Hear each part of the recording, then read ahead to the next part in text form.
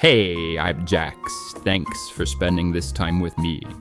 If something in today's lesson helped you speak a little more clearly or think a little differently, let me know.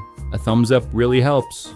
If you want to keep building real confidence in English, not just studying it, but living it, subscribe and stay with me.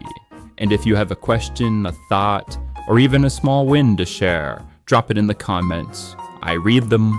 If you're not done yet, choose another lesson and keep going. This is Live in English with Jax. Learn, connect, live.